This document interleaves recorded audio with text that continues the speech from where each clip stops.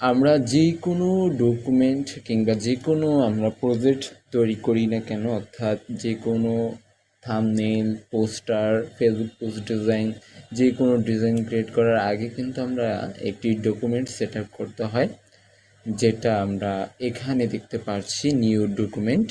এখানে দেখেন রিসেন্টে আমরা যে কাজগুলো করেছি, অর্থাৎ যে সাইজ নিয়ে আমরা কাজগুলো করেছি, এই টেমপ্লেটগুলো এখানে শো করছে। আমরা চাইলে এখান থেকে আমরা আবার সেই সাইজ, অর্থাৎ আপনাকে একটা ক্লায়েন্ট আপনাকে যে ডিজাইনটি দিয়েছে সেই ডিজাইনের যে সাইজটি আপনাকে দিয়েছে সেই সাইজে আপনি ডিজাইন করেছেন, সেই ক্লায়েন্ট আবার দ্বিতীয়বার ওই সাইজেই একটি ডিজাইন আপনার কাছ থেকে করে নিতে চাচ্ছে।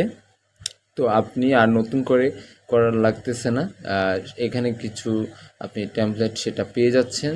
অনেক সময় হয় কি অনেকগুলা টেমপ্লেট হয়ে যায়, যার কারণে এখানে আর পাওয়া যায় না। তার জন্য আপনাকে সেভ করে নিতে হবে। সেভ করার জন্য এই যে এখানে সেভ দিতে পারেন, রাইট। এখানে প্রেজেন্ট ডিটেলস, এটা হচ্ছে কি আপনার রিনেম, অর্থাৎ আপনার প্রজেক্টের যে নাম সেটা দিয়ে এখানে সেভ দিবেন। আর তাছাড়া এখানে আপনার সেভ, এখানে দেখতে পাচ্ছেন সেভিরে, এখানে আমার কোনো সেভ করা কোনো ডকুমেন্ট নাই, যার কারণে এখানে কোনো সেভিরে কোনো কিছু শো করতেছে না। আজকে আমরা একটি পোস্ট ডিজাইন করব ফেসবুকের জন্য, ঠিক আছে। তো আমরা পোস্টের জন্য পোস্টের সাইজ কত, স্কোয়ার সাইজ, রাইট। স্কোয়ার সাইজের আমরা এখানে দিয়ে নিব। ধরেন আমরা এখানে দিলাম হচ্ছে 1080, আবার দিলাম হচ্ছে 1080, ওকে। 1080, 1080। আমরা দেখুন এখানে পিক্সেলস, এটা আমরা পিক্সেলস রাখতে পারবো বা ইঞ্চেস রাখতে পারবো বা সেন্টিমিটার রাখতে পারবো বা মিলিমিটার রাখতে পারবো বা পয়েন্টস রাখতে পারবো বা এটাও রাখতে পারবো। এখন আপনি বুঝেন কোনটা বেশি, অর্থাৎ আপনার কাছে কোন জিনিসটা আপনি ভালো বুঝেন, মানে আপনার কাছে যেটা সহজ মনে হয় সেটাই আপনি নেবেন। অর্থাৎ আপনি যদি পিক্সেলস নিয়ে আপনি ভালো ডকুমেন্ট সেট আপ করে আপনি কাজ করতে বেশি পছন্দ করেন তাহলে পিক্সেলস নেবেন। যদি আপনি ইঞ্চি আপনি ভালো বুঝেন তাহলে আপনি ইঞ্চি নিয়ে কাজ করবেন। যদি আপনি সেন্টিমিটার ভালো বুঝেন তাহলে সেন্টিমিটার নিয়ে কাজ করবেন। যদি আপনি মিলিমিটার বুঝেন তাহলে সেটা নিয়ে কাজ করবেন, এভাবেই আর কি।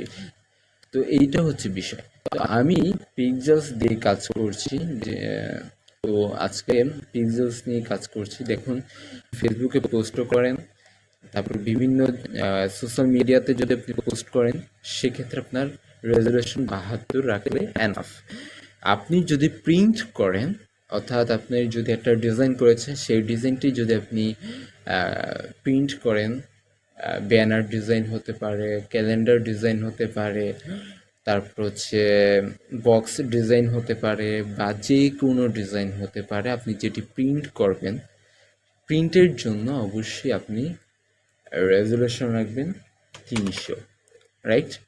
রেজুলেশন রাখবেন 300। যেহেতু আপনি প্রিন্ট করবেন না, এখন আমি প্রিন্ট করব না, আমি যেহেতু ফেসবুক পোস্ট ডিজাইন করব, তো আমি রেজুলেশন রাখছি 72, রেজুলেশন রাখছি 72, ওকে। তারপর হচ্ছে দেখতে পাচ্ছি কালার মোড। কালার মোড হচ্ছে RGB।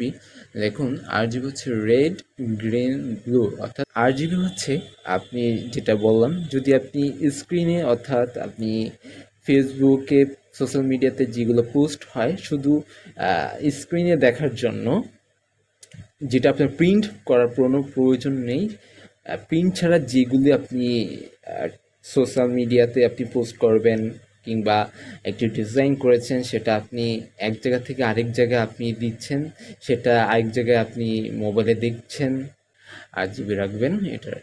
আর যদি আপনি করেন হচ্ছে গিয়ে প্রিন্ট করেন তাহলে আপনাকে এই দেখুন CMYK কালার, এটা আপনাকে সিলেক্ট করতে হবে।